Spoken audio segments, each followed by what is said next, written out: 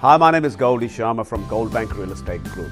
With the spring season underway and the lower interest rates, it's good to see the real estate market trying to make a bit of a recovery. If you're thinking of selling this spring season, this video is for you. Today I'm going to give you 5 of the many metrics that you need to track that will help you make a calculated decision if you're thinking of selling. We'll start from number 5 and work our way up. At number 5 is vacancy rate.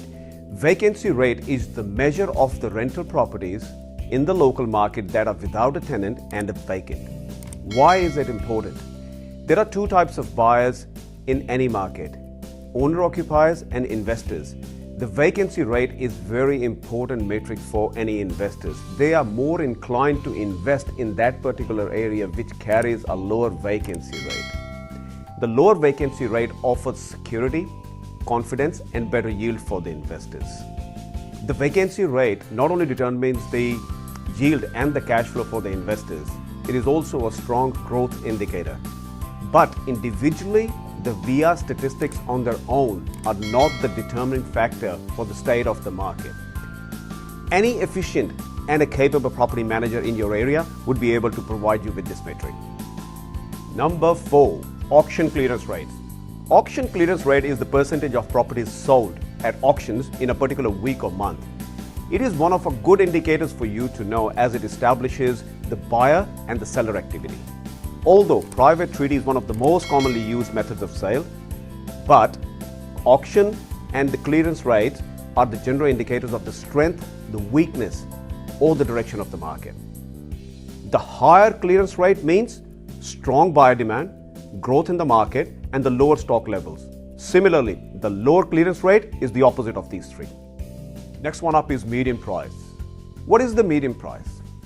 Median price is the sale price of the middle home in the list of sales when those sales are arranged from lowest to highest. Let me make it more clear. In the list of 11 sales, when those sales are arranged from lowest to highest, the sale price at number 6 is the median price. It should not be confused with average price or the mean price. Median price is one of the good indicators to give you an idea of the home prices, the values and the consumer sentiment. But it only gives you an idea, it doesn't give you the accurate assumption or the valuation of the property. When considering median price, always use consistent data source, and this metric is much more reliable when looked at over longer term rather than shorter term. Number 2, listings on the market and recent sales in the local market. This is one of the most commonly used metric by the real estate professionals. You got to understand that the real estate industry is a transactional market and it highly depends on the economic law of demand and supply. For example, lower stock levels, higher the prices. Oversupply of home, lower the prices. The supply of homes in any given market is a constant phenomenon and state of flux. The listing number varies right through the year. During the winters, the inventory levels can go low and the same inventory levels can go higher in spring. So keep a tab on what's hitting the market that's similar to you and what sort of prices are getting achieved. Getting a good grip on this particular metric if you're thinking of selling will help you achieve a great price for your property. And the final one for the day is days on market. Days on market is number of days when the property goes live on the real estate portals to the day when the seller signs the contract of sale. In my personal opinion, this is one of the most important yet overlooked metric when it comes to selling.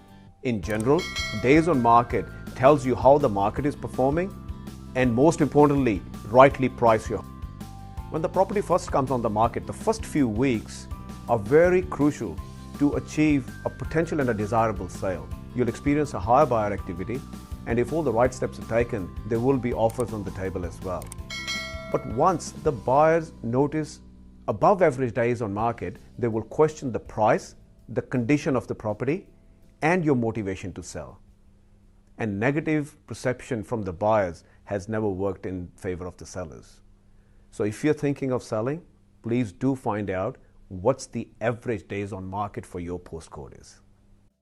Here is the list again for 5 of the many metrics that you must put together if you're thinking of selling. If you can't, please reach out on the numbers below and the team at Goldbank will gladly do it for you. I hope you find all this information useful if you're thinking of selling.